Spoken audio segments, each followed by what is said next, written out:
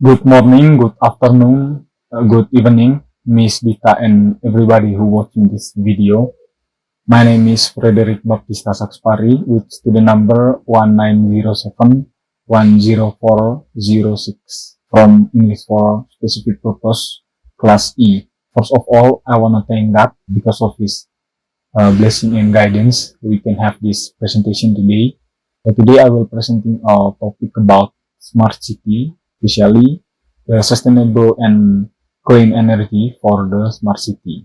But before we jump into the presentation, I want to say thanks to my brother Aditya who has helped me, especially in collecting some data related to this topic today.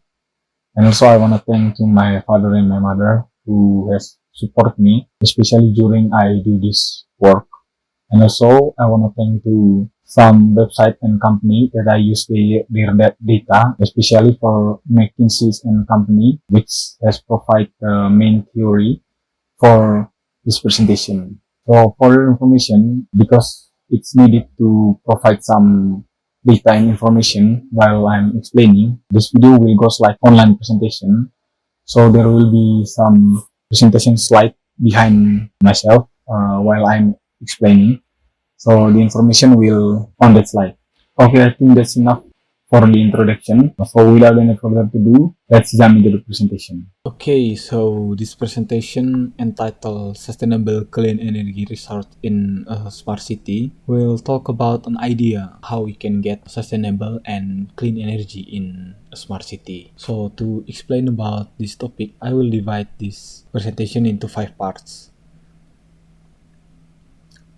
First, we will talk about smart city itself, especially about what aspect that make a city can be categorized as a smart city. And the second part, we will talk about the energy problem, especially the problem that relate to the energy resource. What is the fact that happen now and any other problems related to the energy resource. Next, in the third part, I will explain some possibility of energy resource that we can use or implementing in a smart city, which will be the main part of this presentation today. And the fourth part, we will look at the IoT aspect or Internet of Things aspect that can be implemented in our solution or in our system. And the last, there will be an explanation about how each subsystem of our solution can be integrated as one complex system. And also in this last part, there will be a conclusion about this whole discussion. Okay, so let's move to the next part of this presentation. Okay, first we will talk about the smart city itself. What is the smart city and what aspect that make city can categorize as a smart city? So if you see the title of this slide, you will notice that I'm using the McKinsey's theory, especially the theory about the smart city. The reason why I use McKinsey's theory is to make sure that this presentation still relate to the smart city topic that we talk in our English class. And also McKinsey and company, they have a lot of data and explanation about the smart city. So I think it will be better to use McKinsey's theory. Okay, so this is the report that published on McKinsey's website at www.mckinsey.com on 5th June 2018. This article talk about how smart city can be the solution for a better life in the future. It says that smart city put data and digital technology to work to make a better decision and improve the quality of life. Imagine that there are more comprehensive and real-time data. It will give agency or company in a city the ability to watch events as they unfold, understand how demand patterns are changing, and respond with faster and lower cost solution. I think it will be a good idea for the city. And also this report talk about the 3 main aspects that make city can be categorized as a smart city. Let's see them. First is the technology base, which include a critical mass of smartphone and sensor that connected each other by high-speed communication network. And the second layer consists of the specific application that translating raw data into the alert insight and the action that requires a right. So, and this is where technology provider and app developers come in.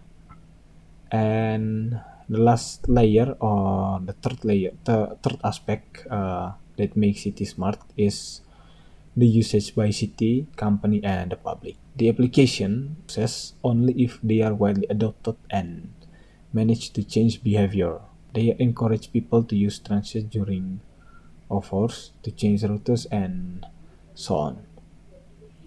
So this is the three aspect that make cities can be called as a smart city. Yeah, this is the illustration you can see here. I'm taking this picture from McKinsey's website at www.mckinsey.com. Okay, so what is the problem of the smart city? If you notice in the previous slide or previous part of this presentation, I has explained about the aspect that makes it smart. There are a technology layer which include the massive use of smartphone, sensor, and high-speed network. And this layer will need a large number of electric to power all of the sensor and the technology devices in the city. But what is happening now is that the majority of the existing power plants use coal and fossil fuel as their main fuel to generate the electricity. So we know that the existence of coal and the other fossil fuels is very limited and can run out at any time. Massive use of electrical energy as required by a smart city will accelerate the depletion of supplies of coal and the other fossil fuels. The worst case of this problem is if at the same point the fuel for these power plants run out, there will be no electricity supply for the city. So this condition will paralyze almost all sector of the smart city.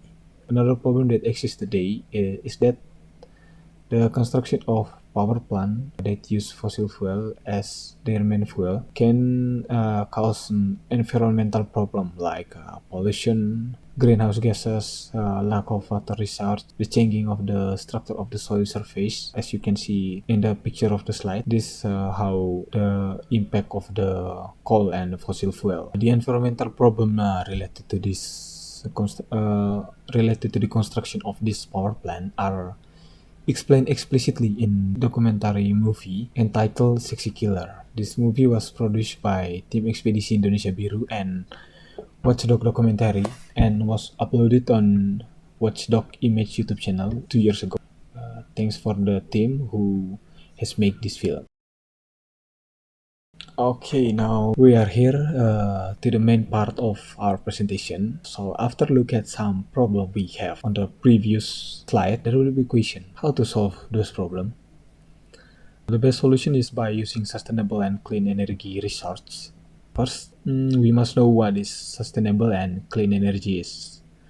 So according to energyeducation.ca, the words sustainable and renewable are often used to describe certain source of primary energy. However, these words have very different meanings. Not everything renewable is sustainable, and not everything which is sustainable is necessary renewable. Literally, to make a new again or renewable result is one that is naturally replenished with time, like growth of new organism or natural recycling of materials. Renewable energy is any energy production which use one of these resources. Renewable resources do not have fixed quantity, like they have no limitless. More can always be generated.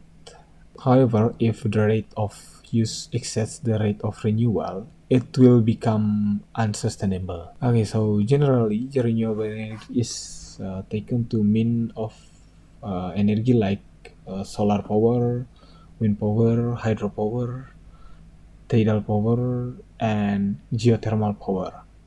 And what is sustainable energy? Sustainable energy is energy production that can last for foreseeable future. Sustainable energy will practice must rely on research which can continue to supply our needs. This source must be used continuously so that we will not be used up or run out, otherwise become usable. Some people categorize fossil fuel like coal and oil and natural gas as sustainable energy because the reserve for this fuel are so large, discounting the problem with climate change. So this is the metaphor of sustainable, non-sustainable, renewable, and non-renewable energy. So here we can conclude that fossil fuel is one of the sustainable energy, but it is non-renewable. And also, fossil fuel are not clean because it can causing some environmental problems. So based on the explanation above,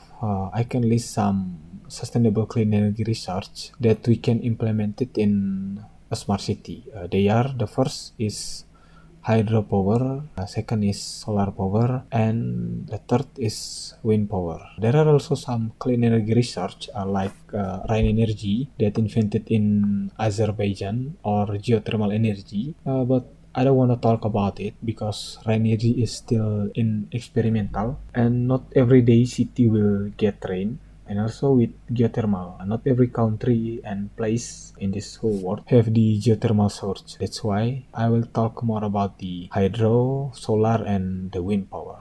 Okay, the first we have hydropower here. This is the picture of the Three Gorges Dam in China, which is the large hydro facility. Why I choose hydropower as a sustainable and clean energy?